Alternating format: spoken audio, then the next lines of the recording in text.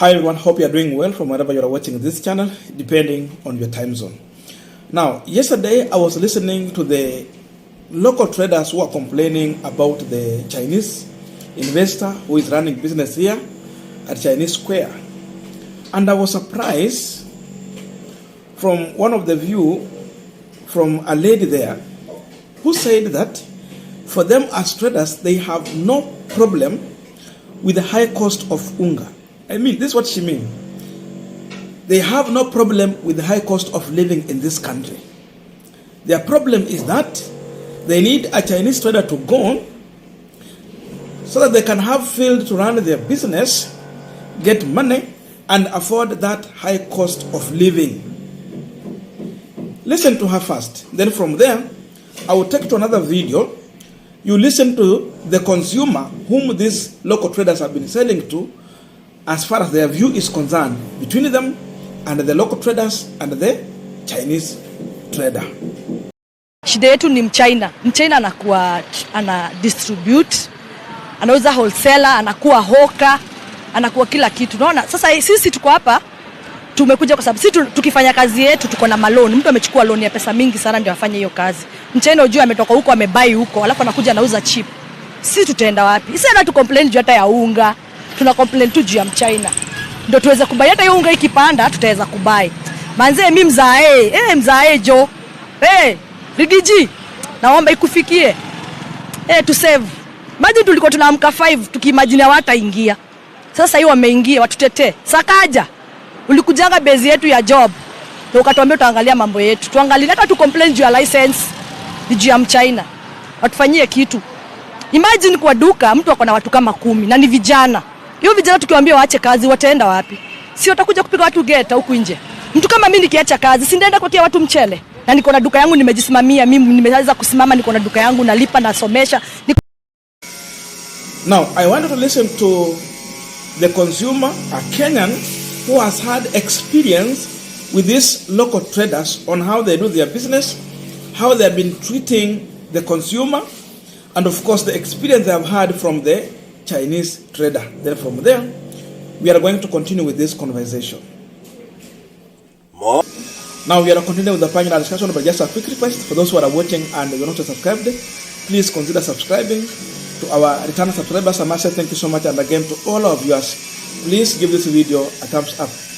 I want to apologize also, there's a lot of noise from the neighborhood. Of course, repair is going on, so please just understand like that. I'm sorry, but we have to continue with this discussion because of time.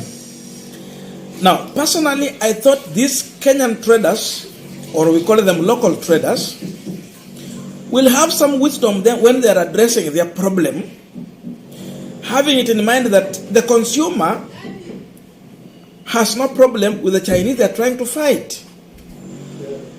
So when someone will have the audacity to say that they have no any problem with the high cost of unga or high cost of living, their problem only is that they need to be given that space to do their business and block other people who are coming in to compete in the same environment of doing the business. It means these business people, they don't care about what Kenyans go through. What they care is to earn their shilling. But the cry has been that they have been exploiting the buyer. The consumer has been exploited by these Kenyan traders because they are selling their product by doubling or tripling the price. They want to kill a win at the end of the day. So they get double profit. But Kenyans are left with the fake products. Some are being even cheated. Unanunua TV kutoka huko Ludhuria Avenue, ukifika nyumbani unapata ni mbao. And even I have my friend who has suffered. Alinunua simu kufika kwa nyumba, matopi iko ndani. So again, it is beyond explainable. These things have been happening at Ludhuria Avenue and other areas. So zingine you get a TV they put in a new a new body, lakini TV yenyewe ni mzee. So ukifika huko ukitumia kidogo hivi haifanyi kazi, it blows. That is where we are. So you can see that is how Kenyans have suffered, and he has been able to explain it in the video there. I think if they were caring, then they should not overprice their item in as much as they are importing from China. And I'm wondering, the people complain about China, even the clothes they are wearing is from China, and they complain about the same China coming here to do the business. I think what they should be asking for is for them, number one, to stop importing items from China.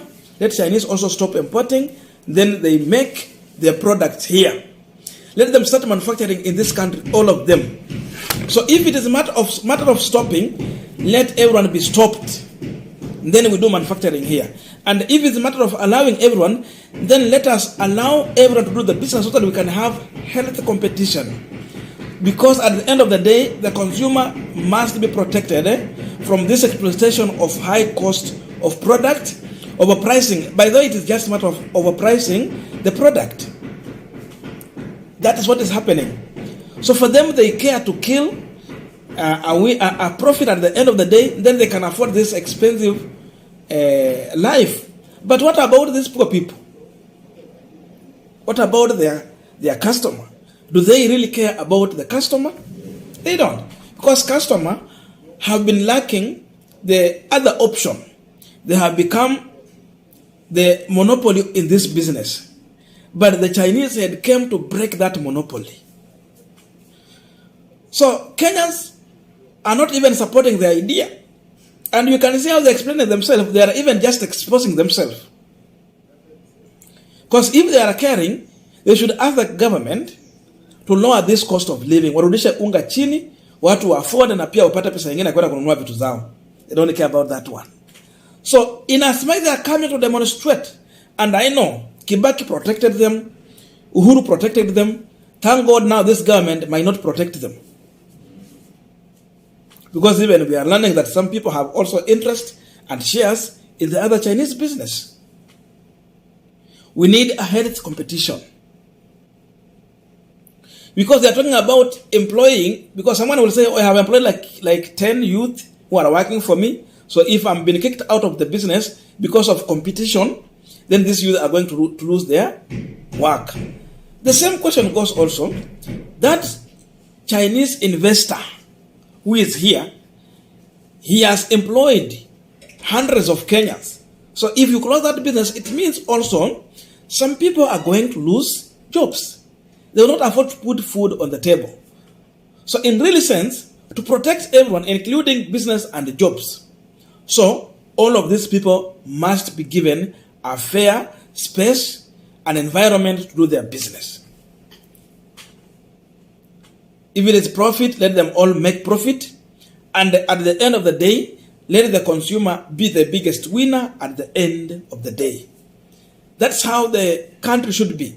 For me, I have no enemies for these people, especially after listening from this lady.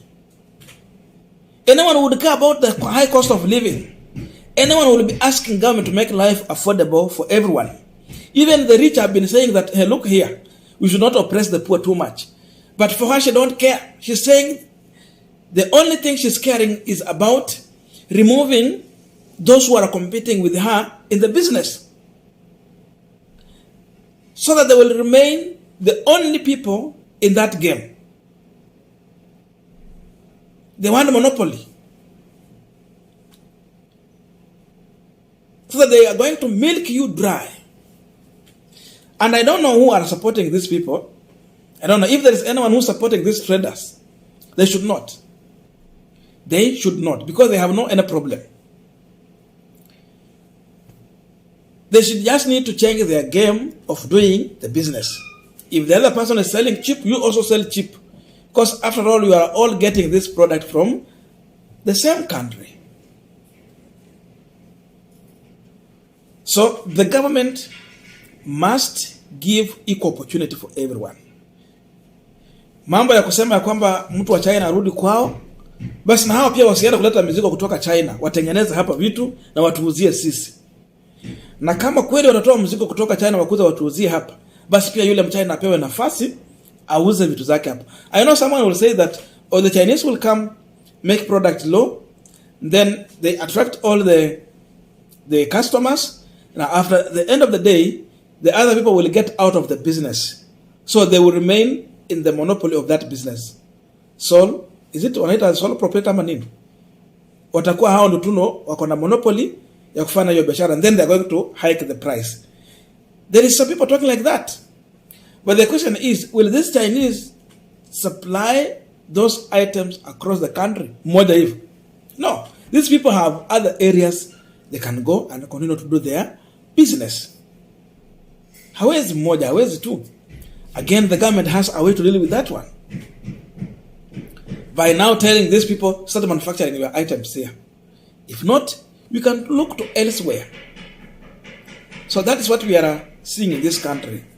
It's very clear, those people, again we are aware, they were organized by Moses Kuria and Kuria Gachagua to go and do that demonstration so that the president is going to give a directive to block those people who are doing business here. Because if Moses Kuria is going to do it here, people are going to make noise, and Ruto will come in, and the Chinese are here to also safeguard their own people. Si kama wa Kenya. Yani nyinyi mkienda kufanya kazi nje huko, mnaachwa hivyo. No one cares about you. In China, they care a lot. These people have been protected. You do anything to them, unaona tu watu wa embassy wao wako hapo. Wanakuja kuangalia what is happening to their own people. For us, no one cares. So it is not easy the way these people are trying to push. It might not work. Because I will ask you one question. When Uhuru said one day that those fish that's coming from China, we can declare them they are rot, then we have a chance for people to sell their fish. What happened? Did they even sell? It never happened. It is meant to be a hot air. So this is, they should not think that it is going to be that much easy. But for me, the arrogance I've seen in them, I see, yani hawana utu. No humanity in them. Because they should have thought about the high cost of living. But telling the government, we have no problem with the high cost of unga. We have no problem with the high cost of living.